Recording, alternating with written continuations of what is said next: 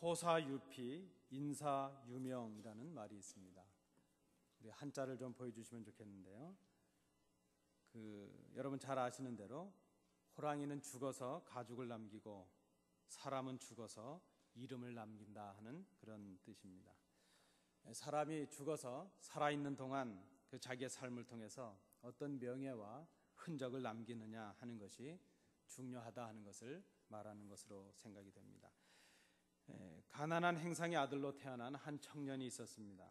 그는 가난의 한을 품고 무서울 정도로 일을 했다고 합니다. 아주 야심찬 사업가로 변신을 하게 되었습니다. 그의 인생의 철학은 나를 위해, 돈을 위해 하는 것이 그의 인생의 철학이 되었습니다. 그 청년은 미국 석유 사업의 90% 이상을 차지하는 세계적인 갑부로 성장을 하게 되었습니다. 그는 그 성장 과정에서 그저 사람은 보여있지 않고 그저 돈만 생각하고 돈을 쫓아가는 그런 삶을 살 수밖에 없었습니다. 자기와 함께 일하는 노동자들을 그저 돈을 벌어주는 사람들로 생각하고 심하게 착취를 했습니다. 사람들은 존경하는 마음이 아니고 돈 때문에 그에게 무릎을 꿇고 그렇게 살아가고 있었습니다. 근데 그의 나이가 53이 되었을 때에 그의 몸과 마음이 심하게 망가져버리고 말았습니다. 의사로부터 선고를 받았는데 죽음을 준비할 것을 이제 의사로부터 선고를 받게 되었습니다. 그제서야 비로소 자기가 살아왔던 그 삶이 이제 자기가 남게 될 것이 그렇게 큰 것이 아닌 것을 그가 깨닫게 되었습니다. 그리고 그의 생각이 바뀌었고 그의 삶이 바뀌게 되었습니다. 이제는 하나님을 위해, 이웃을 위해 그런 인생관으로 바뀌게 되었습니다. 그는 자기가 벌었던 거액을 시카고 대학을 세우는데 쏟았습니다. 그리고 리버사이드 교회도 그가 세웠습니다. 그의 남아있는 모든 여생을 교육과 선교와 그리고 사랑 실천에 쏟았습니다. 그는 여러분 잘 아시는 록펠러라는 그런 사람입니다. 그는 생각을 바꾸고 돈을 남기지 않고 자기의 이름을 남기는 그런 생을 살았다 이렇게 생각이 됩니다. 여러분 장석남이라는 시인이 계시는데요. 그분이 쓰신 그 시 중에 나의 유산은 이런 시가 있습니다. 그래서 제가 한번 낭독해 드리려고 합니다. 내 유산으로는 징검다리 같은 것으로 하고 싶어. 장마 큰 물이 덮였다가 이내 지쳐서는 다시 내보여주는 은근히 세운 무릎 상부같이 드러나는 검은 징검돌 같은 걸로 하고 싶어. 지금은 불어난 물길을 먹먹히 바라보듯 섭섭함의 시간이지만 내 유산으로는 징검다리 같은 것으로 하고 싶어. 꽃처럼 옮겨가는 목숨들의 발밑에 묵묵한 목숨, 과도한 성냄이나 기쁨이 마셨더라도 이내 7, 8 형제들 새카만 정수리처럼 솟아나와 모두들 건네주고 건네주는 징검돌의 은은한 부동, 나의 유산은 이런 시입니다.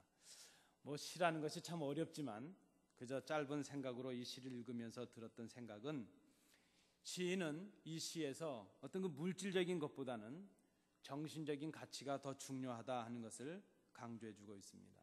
그리고 오가는 사람들에게 묵묵히 자신을 밟고 지나갈 수 있도록 자신을 내어주는 그런 배려와 희생을 통해서 이렇게 단절되어 가고 있는 이 세대의 아픔을 극복할 수 있는 어떤 그 소통의 그 통로를 자신을 기꺼이 드림으로 밟히는 징검다리가 되므로 이제 유산을 남기고자 하는 그 시인의 간절한 마음이 보여지는 그런 시입니다.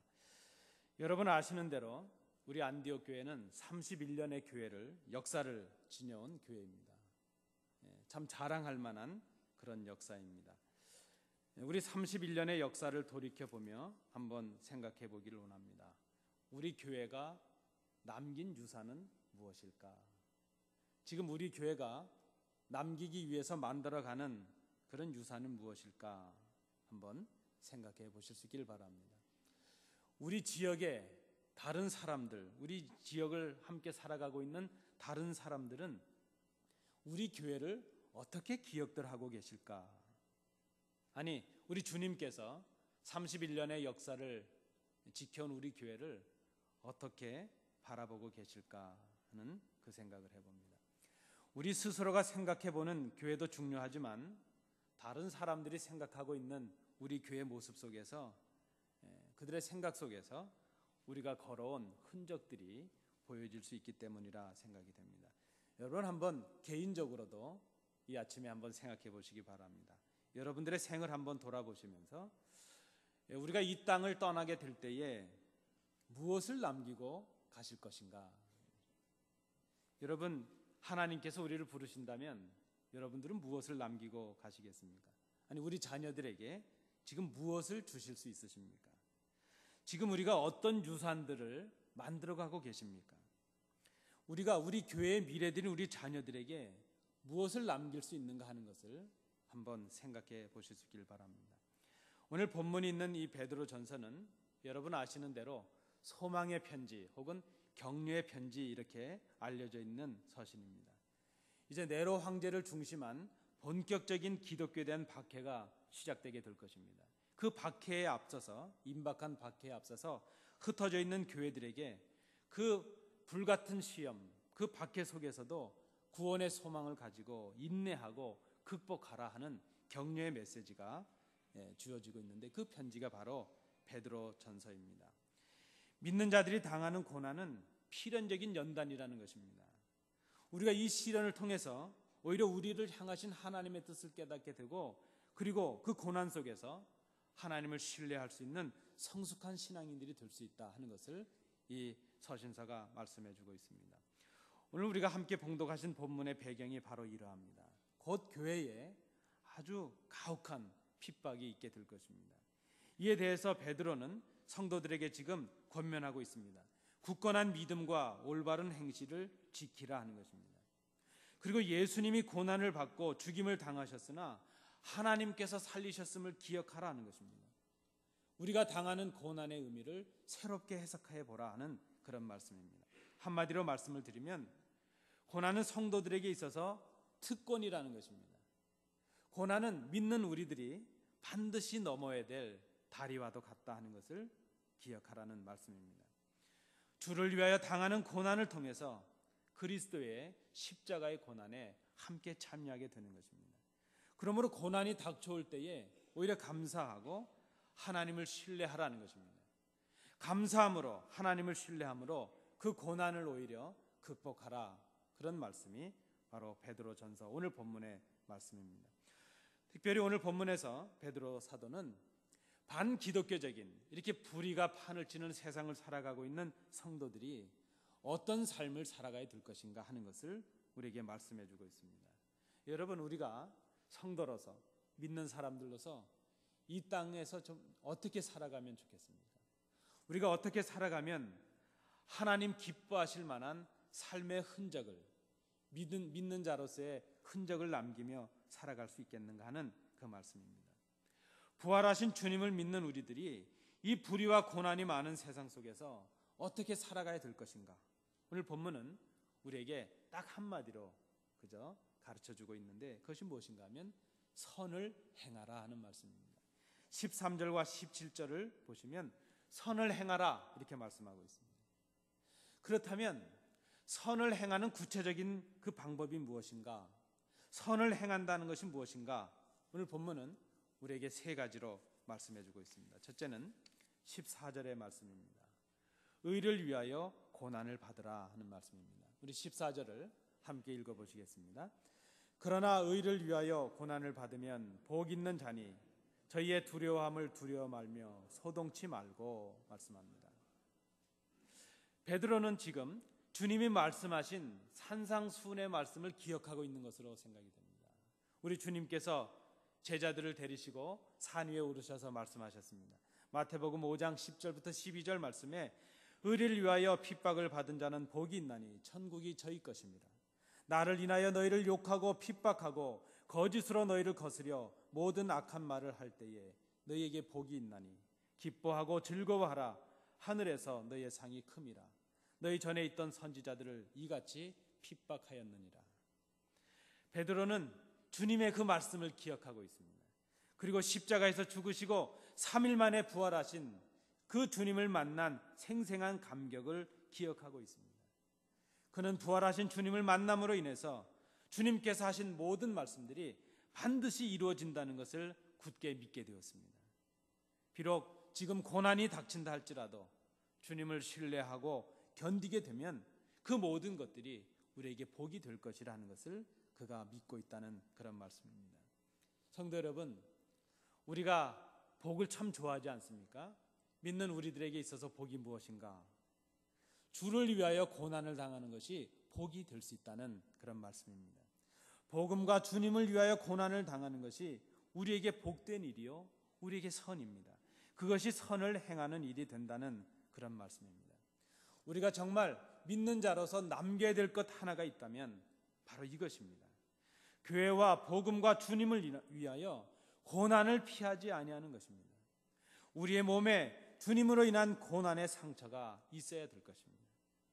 교회 구석구석에 우리의 흔적이 남아있기를 원합니다. 여러분, 31년 된 교회에 여러분들은 몇 년을 교회를 출석하셨습니까? 여러분 잘 생각해 보시면 아직도 여러분들의 발걸음이 닿지 못한 구석구석이 있을 것입니다.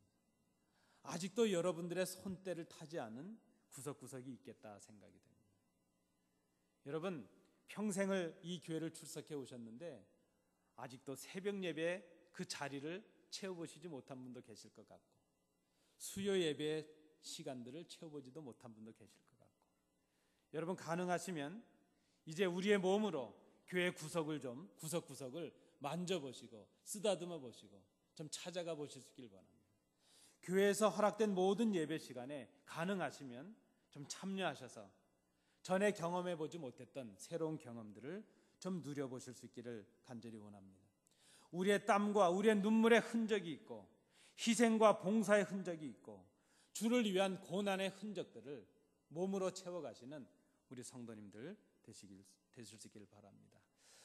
제가 다니던 신학교에 한 교수님이 계셨습니다. 그 교수님은 참으로 미남형의 얼굴을 가지셨고 풍채도 좋으셔서 아주 멋쟁이 그런 교수님이셨습니다. 그런데 그 교수님의 얼굴 한쪽 부분에 보면 좀 이렇게 얽어져 있는 모습이 있습니다. 그 뭐 흉터 같기도 하고 살이 이렇게 얽었다는 표현이 있죠. 좀 이렇게.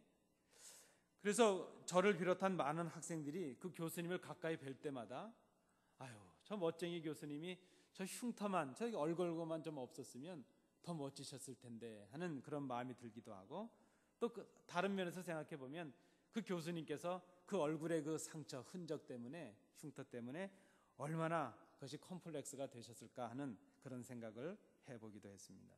그런데 어느 날 그 교수님께서 채플에 나오셔서 설교를 주셨는데 그 부분에 대한 간증을 우리에게 주신 적이 있었습니다. 어릴 때 그 교수님이 얼굴에 그 볼거리와 종기를 알아서 심하게 알았답니다. 거의 죽을 뻔할 정도로 그렇게 심하게 알았다고 합니다.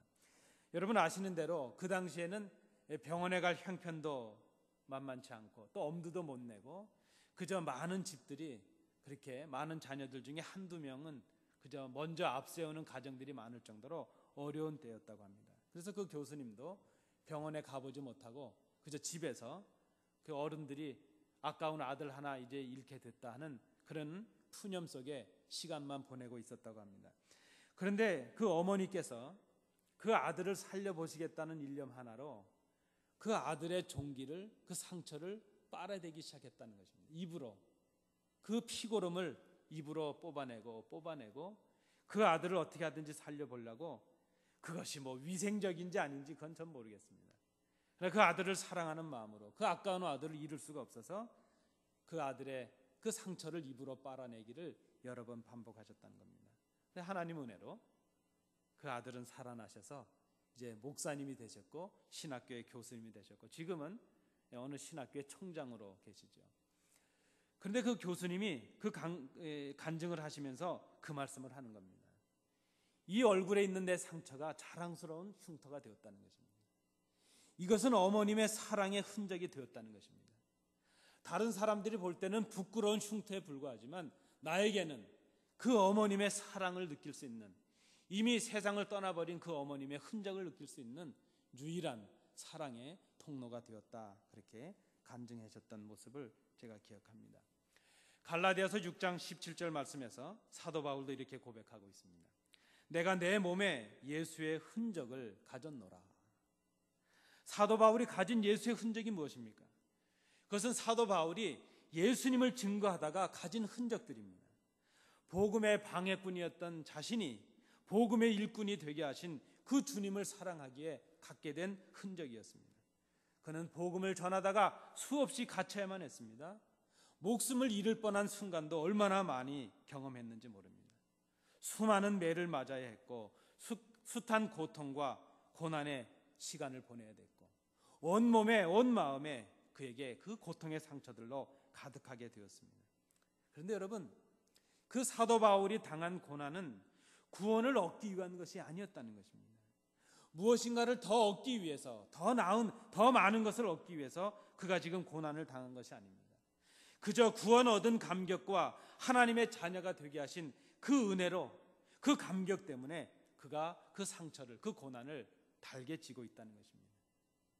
죽어 마땅한 자신을 오히려 복음의 전파자가 되게 하시고 예수의 동력자가 되게 하신 그 은혜와 그 감격이 너무나도 감사해서 그저 자기의 생을 헌신하고 온갖 고난과 고통을 마다 않고 주의 흔적을 자기의 몸으로 채워가는 그런 복음의 산 일꾼이 될 수 있었다는 그 말씀입니다.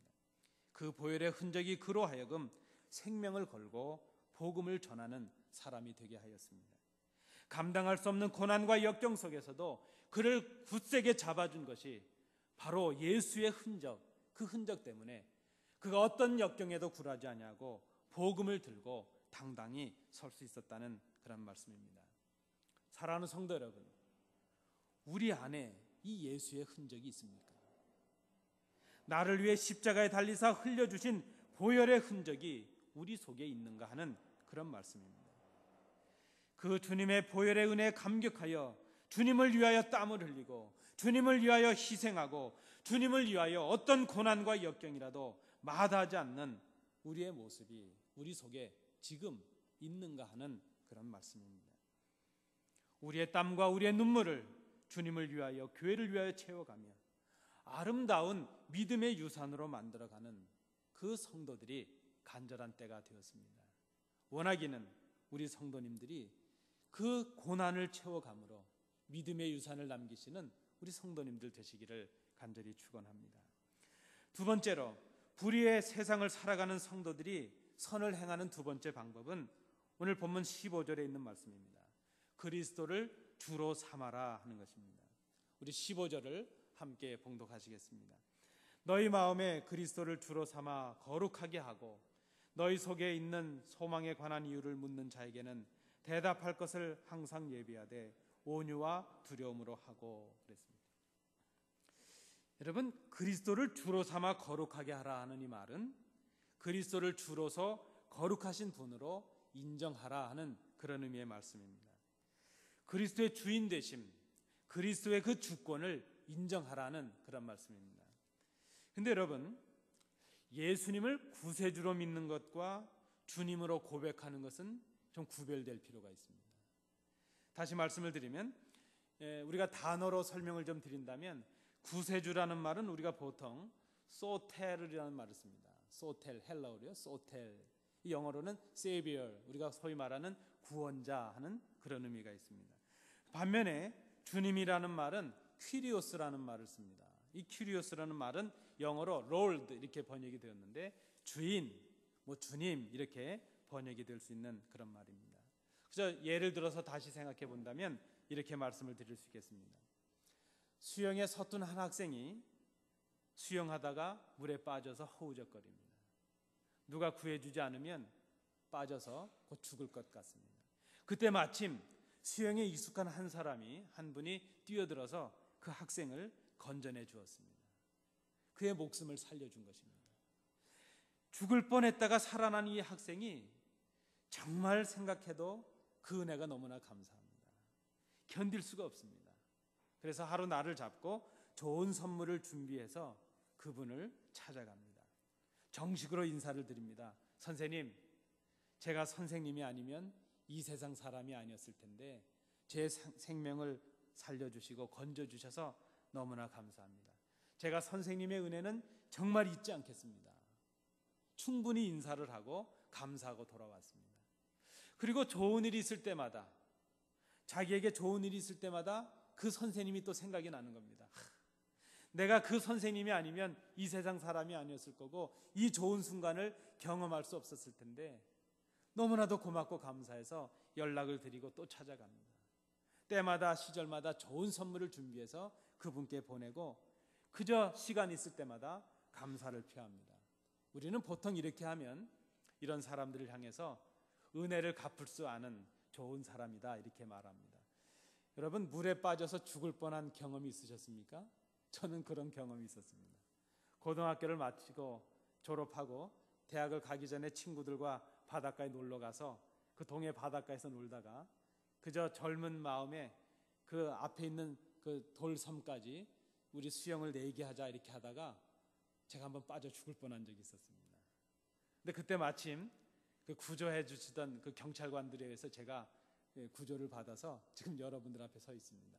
근데 저는 그분에게 그렇게 충분하게 감사를 못했습니다. 그저 그날 하도 야단을 먹어서 아주 혼나가지고 그저 나오면서 인사도 못하고 그저 뭐 한 번 구해준 거 가지고 그러냐고 소리 지르고 도망 나왔던 그런 적이 있었습니다. 여러분, 우리가 좀 생각해 보면 이렇게 생명을 건져준 것에 관해서 너무 감사하고 그 은혜를 잊지 않고자 하는 것, 그것도 참 좋은 일입니다. 우리는 그런 분들을 Savior, 우리의 소텔, 우리의 구원자 그렇게 말합니다. 그런데 예수를 믿어도 이렇게 믿는 분들이 있습니다.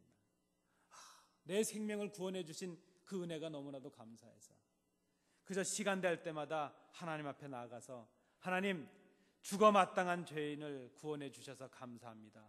그렇게 하나님 앞에 감사하고 돌아옵니다. 하나님 앞에 귀한 예물도 구별해서 드립니다. 그저 그 은혜가 감사할 뿐입니다. 좋은 일이 있을 때마다 나를 구원해 주신 구원자 그 예수님으로 인해서 감사하고 감사합니다.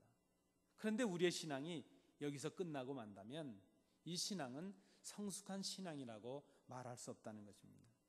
이 구원받은 학생에게 그분은 단순히 구원자에 불과합니다. 생명의 구원자입니다. 그러나 이 학생은 그 고마운 분에 대해서 자기의 의사와 생의 결정을 전적으로 맡기지는 아니합니다.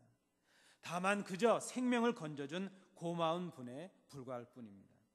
그러나 여러분, 우리가 그 예수님, 우리의 생명을 구원해 주신 예수님을 주님으로 모신다는 것은 다른 고백과 다른 결단이 필요할 수 있다는 그런 말씀입니다. 그분을 단순히 나에게 은혜를 베풀어 주신 고마운 분, 그 정도가 아니라 이제는 내 생명을 바치고 내 모든 것을 들여서 나의 주인으로 모시겠다는 결단이 필요하다는 그런 의미입니다.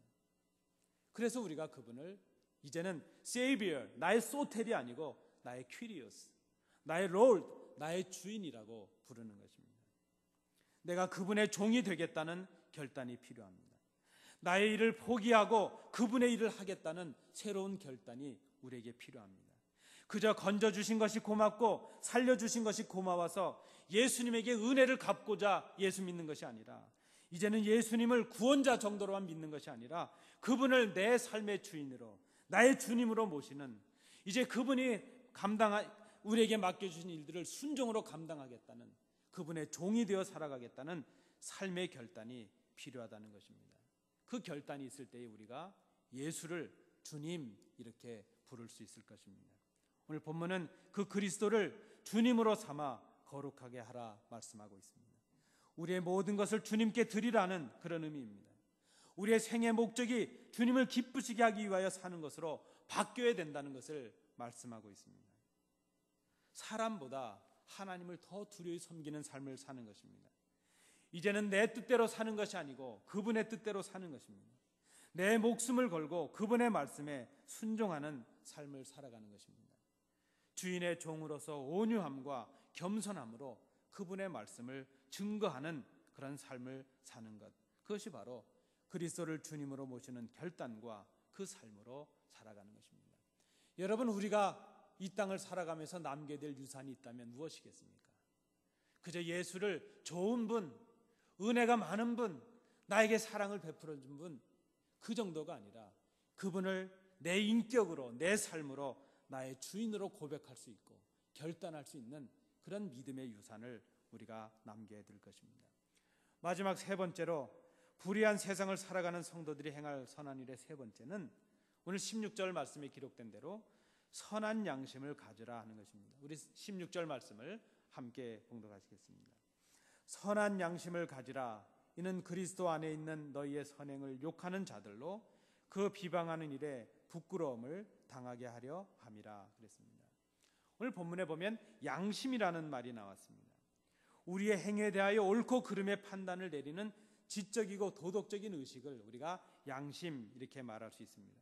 그러므로 양심이라고 하는 것은, 이 특별히 선한 양심이라고 하는 것은 자기의 행위나 어떤 그 상태를 선한 것으로 판단할 수 있는 그런 양심을 선한 양심 이렇게 말할 수 있습니다.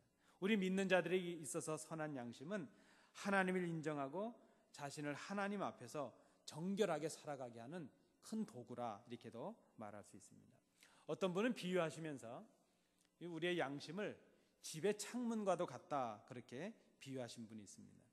창문을 통해서 빛이 집 안으로 들어오게 됩니다.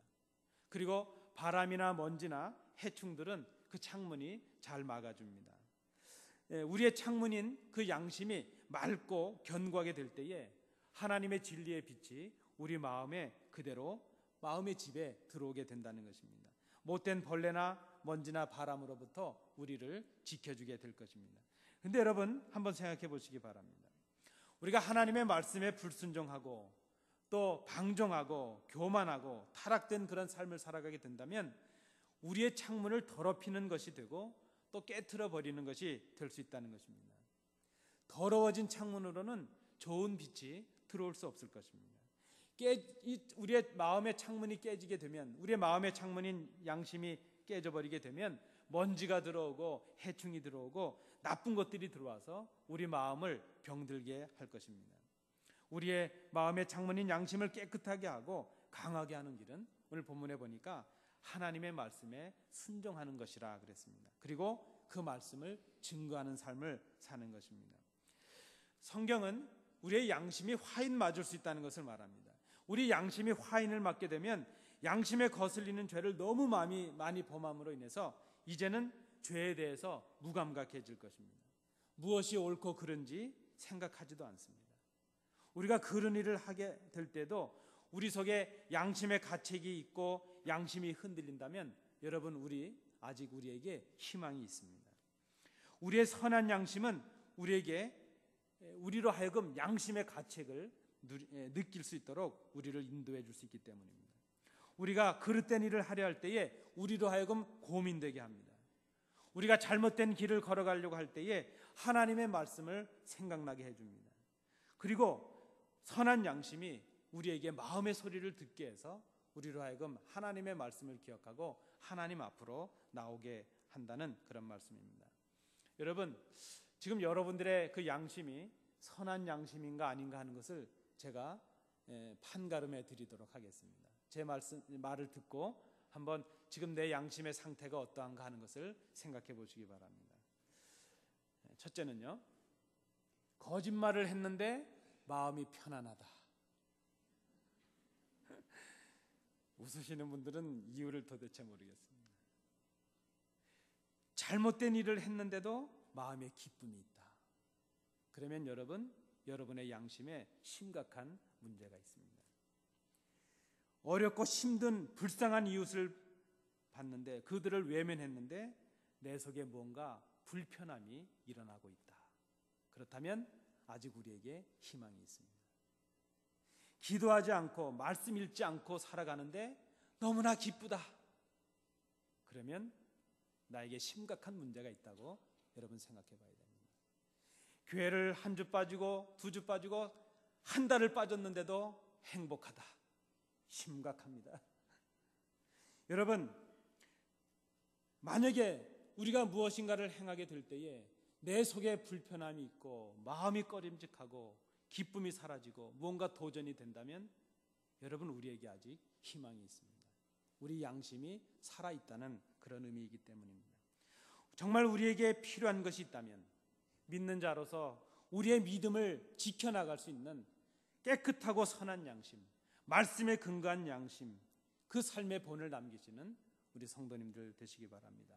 이제 말씀을 맺고자 합니다. 여러분, 지금 당장 우리가 세상을 떠나야 된다면 여러분은 무엇을 남기시겠습니까? 여러분들께서 남기실 수 있는 것이 무엇이 있습니까? 정말 우리가 남겨야 될 것이 있다면 오늘 본문의 말씀처럼 예수의 흔적을 남기는 사람들이 되어야 될 것입니다. 교회와 복음을 위하여 당하는 우리의 고난과 우리의 눈물과 우리의 희생이 우리가 가진 예수님의 흔적일 수 있다는 것을 여러분 기억하시기 바랍니다. 우리가 남겨야 될 예수님의 흔적은 의를 위하여 고난을 받는 것입니다. 그리스도를 내 삶의 주님으로 모시는 결단을 하는 것입니다. 그리고 내 믿음을 지키기 위하여 선한 양심으로 살아가는 것입니다. 그것이 바로 우리가 해야 될 선한 일이요, 우리가 남겨야 될 유산이라는 것을 여러분 이 아침에 기억하시기 바랍니다. 기도하시겠습니다. 은혜로우신 아버지 하나님, 우리가 이 땅을 떠날 때에 무엇을 남길 수 있습니까? 그리고 우리가 주님 앞에 설 때에 주님 앞에 우리의 입을 열어 내가 이것을 남기고 왔습니다, 무엇을 말할 수 있겠습니까? 예수의 흔적을 남기는 저희들이 되게 하여 주옵소서. 선한 일을 행하는 저희들이 되게 하여 주옵소서. 주를 위하여 고난을 받고 그 주님을 내 주님으로 모시고 이제 선한 양심으로 주의 말씀을 지키고 증거하는 저희들의 삶이 될 수 있도록 복 내려 주시옵소서. 예수님 이름으로 기도하옵나이다. 아멘.